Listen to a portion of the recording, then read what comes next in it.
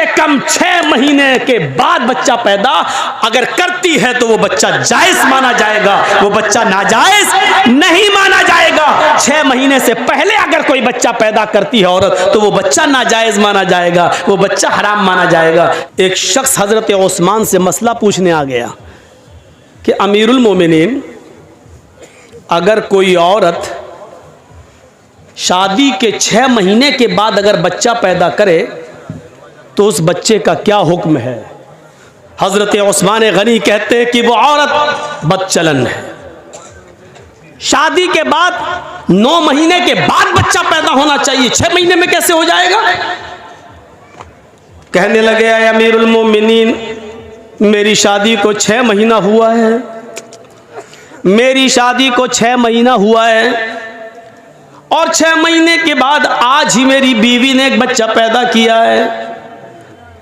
समझ रहे हैं ना आप? उस सहाबी के पूछने का मकसद क्या है? वो ये पूछना चाहते हैं कि अमीरुल मोमिनीन, मैं इस बच्चे को जायज़ बच्चा मानूं या नाजायज़? ऐसा तो नहीं कि मेरी बीवी का कहीं पहले कोई कांटेक्ट रहा हो और जिना की पैदावार हो और ये मेरा बच्चे का नाम पा जाए? हज़रत उस्मान गनी कहते हैं कि बिल्कुल नहीं, वो औरत बदचलन है तुम्हारी, लिहाजा उसने 6 महीने में जो बच्चा पैदा कर दिया वो गलत किया है। ये जुमेरात का दिन था, जुमेरात का दिन जानते हैं ना, गुरुवार, थर्सडे था। जुमे का खुतबा जब उस्मान गनी देने लगे तो वो आदमी सामने बैठा हुआ था जिसकी बीवी ने 6 महीने के बाद बच्चा पैदा किया, वो बैठा हुआ है। हजरत उस्मान खुतबा देते देते कहने लगे, लोगों, इसकी बीवी ने कल एक बच्चा पैदा किया है और वो बच्चा 6 महीने के बाद पैदा हुआ है। शादी के 6 महीने के बाद कोई बच्चा पैदा नहीं होता है, इसकी बीवी ने शादी के 6 महीने के बाद ही बच्चा पैदा कर दिया है। लिहाजा अगले जुमे को इसकी बीवी को लाया जाएगा और जमीन पे सीने के बराबर गाड़ कर पत्थरों से मार मार के उसको खत्म कर दिया जाएगा। उसको जिनाकार मानते हुए उसकी जान ले ली जाएगी, उसको कत्ल कर दिया जाएगा। हुक्म भी दे दिया। जुमे का खुतबा ख़त्म, जबकि उस्मान गनी का फैसला गलत था। अब सुनिए गलत कैसे था। जब जुमे का खुतबा ख़त्म हो गया, हज़रत उस्मान ने नमाज पढ़ा दी। उसी मस्जिद में हज़रत अली भी बैठे हुए थे। जब जुमे की नमाज ख़त्म हो गई तो हज़रत अली ने लोगों से कहा, थोड़ी देर आप सब बैठे, हज़रत उस्मान ने एक मसला गलत बता दिया है। तमाम लोग बैठ गए कि देखें हजरत अली क्या दलील पेश करते हैं। एक औरत के कत्ल का हुक्म दिया जा चुका है, देखें हजरत अली क्या उस औरत को कैसे बचाते हैं, देखें उस औरत को कैसे बचाते हैं।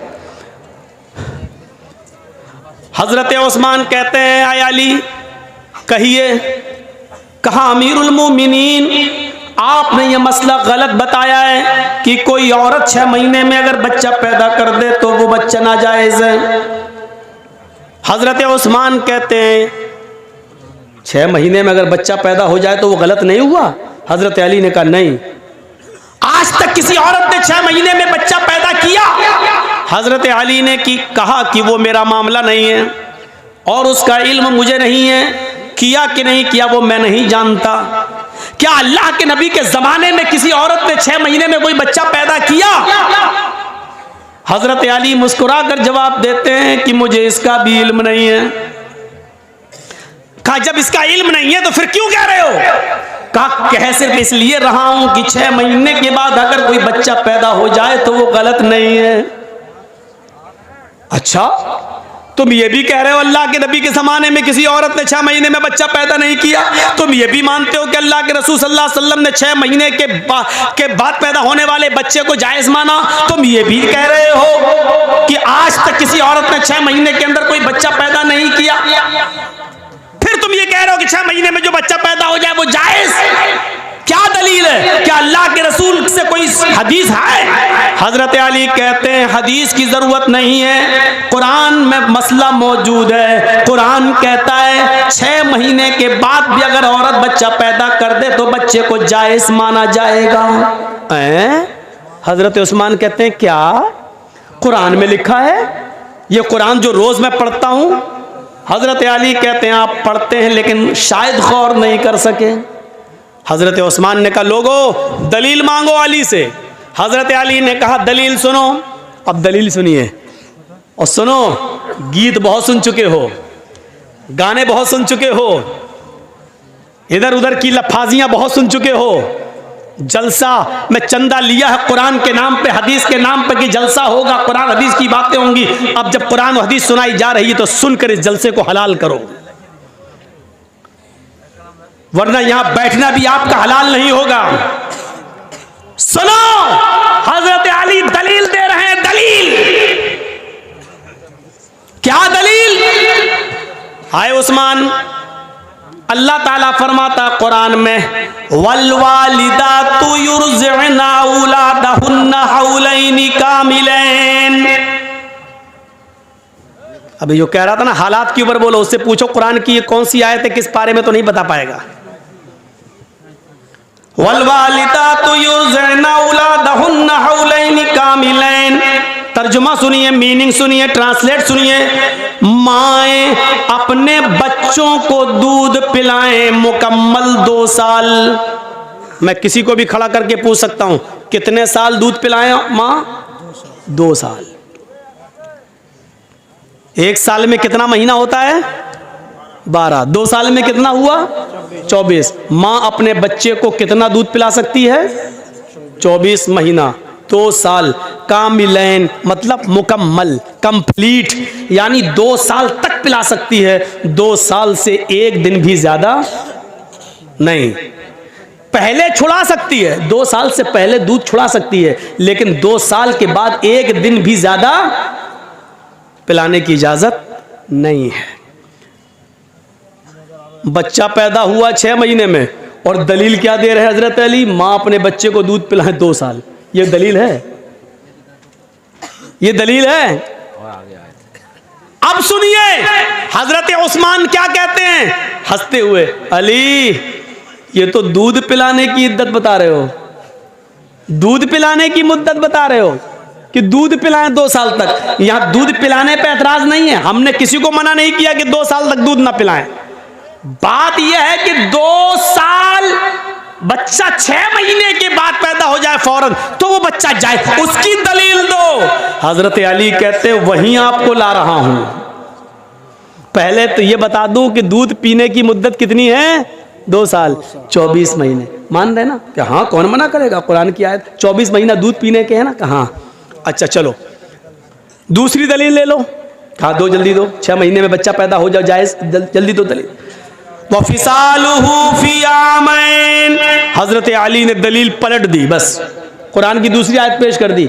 माँ अपने बच्चे का दूध छुड़ाएं 2 साल में। पहली जगह क्या था? पिलाएं 2 साल तक। दूसरी आयत में क्या है? छुड़ाएं 2 साल में। बात तो एक ही है। इधर से कान पकड़ो चाहे इधर से कान पकड़ो, बात तो एक ही है ना। 2 साल तक पिलाओ या 2 साल के अंदर अंदर छुड़ाओ, दोनों सूरतों में बात एक ही है। हजरत उस्मान कहते हैं मुझे बेवकूफ समझ रखा है क्या? अरे पिलाएं 2 साल तक या छुड़ाएं 2 साल में, बात तो एक ही है। कहा हम आपको मजबूत कर रहे हैं ताकि आप पलट ना जाएं। 2 साल मान रहे ना क्या? हाँ। 24 महीने मान रहे ना? हाँ। ये किसकी इद्दत है, मुद्दत है? का दूध पिलाने की। दूध पिलाने की मुद्दत 2 साल है ना क्या? हाँ। अब सुनो तीसरी दलील जिसमें अल्लाह ने हमल और दूध छुड़ाने की दोनों की गिनती को और मुद्दत को एक साथ बयान कर दिया है। कुरान में तीसरी जगह अल्लाह ने फरमाया वहमलुहु, हमल देखिए, वहमलुहु वफिसालुहु सलासून शहरन। वहमलुहु वफिसालुहु, औरत के हमल की और दूध छुड़ाने की मुद्दत 30 महीने है। कितना? सलासून शहरन। कितना महीना? 30। 10, 20, 30 कितना हुआ? 30 महीना। आए उस्मान 30 महीना किसकी मुद्दत है? हजरत उस्मान कहते हैं हमल की और दूध छुड़ाने की। क्या मानते हो ना? दोनों की मुद्दत कितनी है? का 30 महीना। 30 महीने में 24 महीने आप अलग कर दो दूध छुड़ाने के या दूध पिलाने के, ये दोनों की मुद्दत है ना। अल्लाह दूध पिलाने की मुद्दत 24 महीने बता चुका है, यानी 24 महीने तक बच्चा दूध पी सकता है। तो 24 महीने 30 में से आप माइनस कर देंगे, 30 में से 24 को माइनस करो तो कितना बचा? हजरत उस्मान कहते हैं 6 का वहमलुहु, यही हमल की मुद्दत है।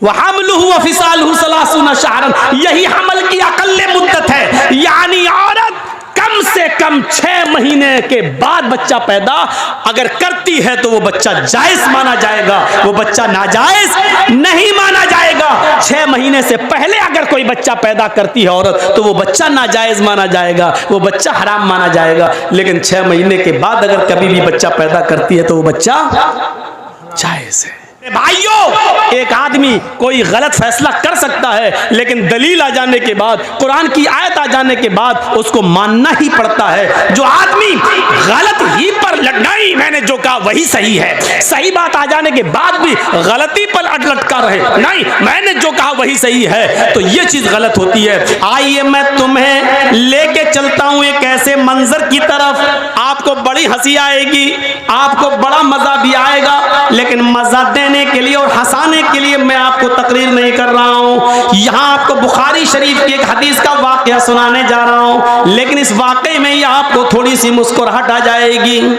2 कदीम सहाबा हैं और सफर कर रहे हैं। एक का नाम है हजरत अम्मार और एक का नाम है हजरत उमर फारूक का तो नाम बहुत अच्छी तरह जानते हो, और अम्मार का भी नाम जानते होंगे, हजरत सुमैया के बेटे हैं अम्मार। वो सुमैया जिनको शर्मगाह में नेज़ा दाखिल कर दिया गया था और इस्लाम में पहली जो शहीद हुई थी खातून वो। अब सुन लीजिए आप मेरी बात। दोनों सफ़र कर रहे हैं और रात में एक जंगल से गुजर हो रहा है।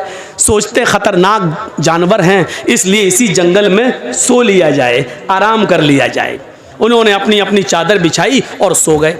फजर की नमाज में दोनों को उठना था, फजर की नमाज में दोनों को उठना था। बड़ा दिलचस्प वाक़या सुना रहा हूं, आपको भी मजा आएगा, सुनिए। और जिनको मसला मालूम नहीं होगा वो मसला भी जान जाएंगे। दोनों को फजर की नमाज में उठना था और दोनों फजर की नमाज के वक्त उठे, लेकिन दोनों ही जुम्बी हो गए। जुम्बी समझते हैं? दोनों को ही गुस्ल की ज़रूरत पड़ गई। अब तो समझ गए ना, खुलकर कहने की ज़रूरत नहीं है। यानी दोनों इंसान हैं, आदमी सोता है, दोनों को ही नाइट फॉल हो गया। अब गुस्ल करना पड़ेगा तभी नमाज होगी, लेकिन पानी नहीं है। अब क्या किया जाए? तो हज़रत अम्मार कहते हैं, उमर जी मुझे मसला मालूम है। कहा क्या? सुनिए, बहुत स्लो सुना रहा हूं ताकि आपके दिमाग में बिल्कुल घुसा दूं। कहा, उमर मुझे मसला मालूम है। अल्लाह के नबी जुमे का खुतबा दे रहे थे तो आपने फरमाया जब पानी ना मिले तो पाक मिट्टी से तयम्मुम कर लो। हजरत उमर कहते चुप रहो, जिस मस्जिद में अल्लाह के नबी ने ये खुतबा दिया उसमें हम भी थे। आपने ये बात कही थी कि पानी ना मिले तो तयम्मुम कर लो, लेकिन वो वुजू के लिए कहा था, गुस्ल के लिए नहीं। हमको वुजू की जरूरत नहीं है, गुस्ल की जरूरत है। अल्लाह के रसूल ने उस मस्जिद में जो जुमे का खुतबा दिया था उसमें यह कहा था कि अगर वुजू के लिए पानी ना मिले तो तयम्मुम कर लो, दोनों हाथ पाक मिट्टी पे मार के फूंक लो, चेहरे पे फेर लो, दायां हाथ बाएं हाथ पर और बाएं हाथ दाएं हाथ पर फेर लो तो तयम्मुम हो जाता है। ये अल्लाह के नबी ने बताया था। तो यहां तो वुजू का मामला नहीं है, हम लोग नापाक हैं, हम लोग को गुस्ल की जरूरत है। हजरत अम्मार कहते हैं, हजरत अम्मार कहते हैं तो एक काम करिए ना, वुजू में हाथ पैर मुंह कुल्ला किया जाता है और ये सब धुला जाता है, हमको गुस्ल की जरूरत है, इसलिए पूरे जिस्म पे मिट्टी फेर लेते हैं। हाँ? ऐसा करते हैं, यानी अपना अपना दिमाग लगा रहे हैं। देखिए हजरत उमर कहते हैं नहीं नहीं नहीं नहीं, हमें कोई अच्छा नहीं लग रहा है। क्यों? हमको मसला मालूम नहीं, कि ऐसा ना हो ऐसा करने पर गुनाह हो। तो हजरत अम्मार ने अपनी अकल चलाई और हजरत उमर ने अपनी अकल चलाई। हजरत अम्मार ने कहा तुम्हें नहीं पढ़ना मत पढ़ो, मैं तो पढ़ूंगा नमाज। तो हजरत अम्मार ने क्या किया, एक झाड़ी के पीछे चले गए, मिट्टी पड़ी थी। बुखारी शरीफ की हदीस के अल्फाज हैं, अपने जिस्म को उस पर पूरा मिट्टी में लोट लिया। बुखारी में क्या है, कमा तमर्रकुद्दाब्बा यतमर्रकु कमा तमर्रकुद्दाब्बा। हजरत अम्मार मिट्टी पर ऐसे लोटे, ऐसे जैसे चौपाया।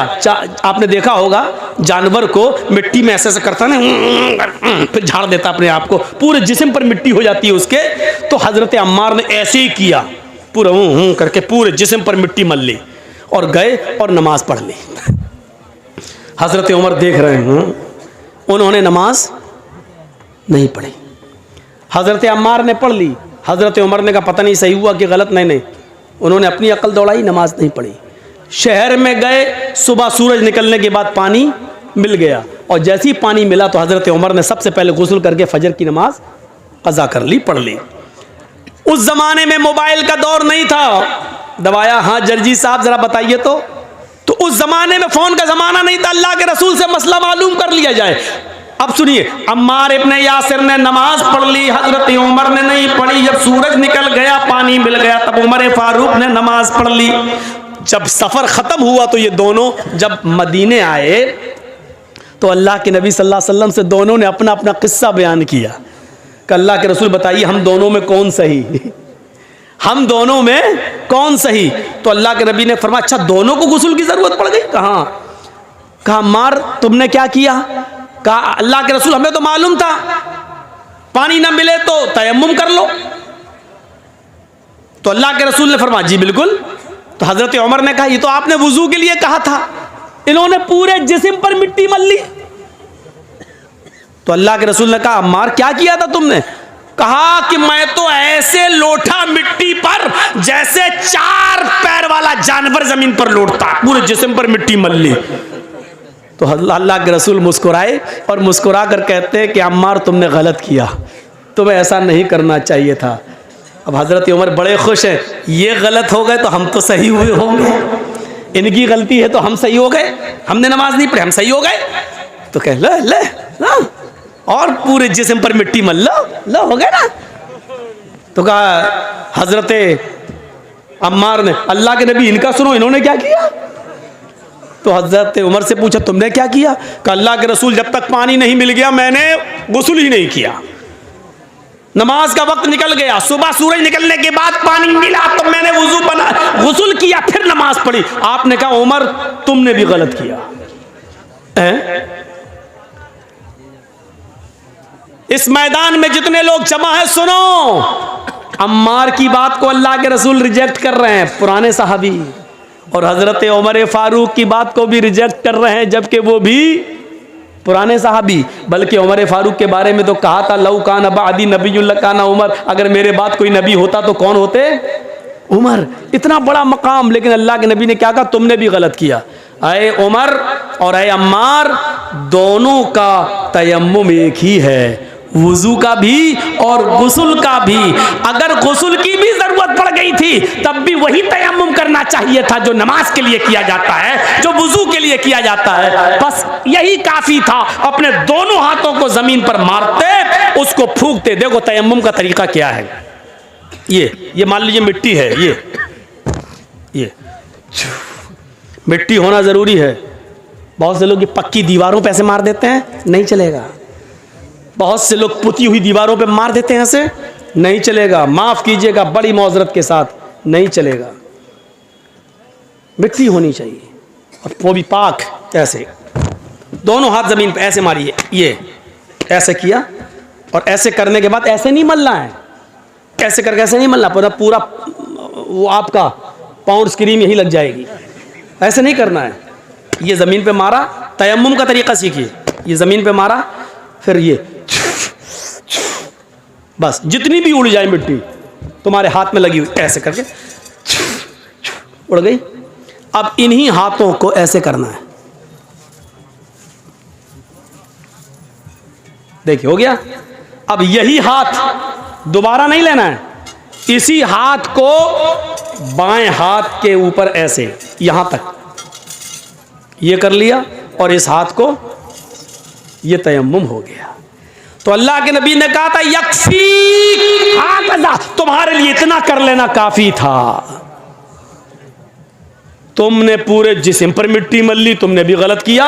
और अव्वल वक्त पर नमाज न पढ़ के सूरज के निकलने तक इंतजार करके फिर गुस्ल के लिए पानी मिल गया, तब पानी नहाकर फिर तुमने नमाज पढ़ी, तुमने भी गलत किया, क्योंकि नमाज को उसके अव्वल वक्त से निकाल दिया। तो अब आप समझ रहे हैं गलती किन किन से हो सकती है? हजरत अम्मार से भी हो गई, हजरत उमर से भी हो सकती है, तो मौलवी जर्जी से क्यों नहीं हो सकती है? आज हम जैसे कोई मौलाना ये नहीं कह सकता कि मैंने जो कहा वो बिल्कुल सही है, उसी को आंख बंद करके मान लो। नहीं, हर शख्स की बात शरीयत की कसौटी पर रखी जाएगी। अगर कुरान और हदीस से मिल रही होगी तो मानी जाएगी, कुरान और हदीस से नहीं मिल रही होगी तो नहीं मानी जाएगी।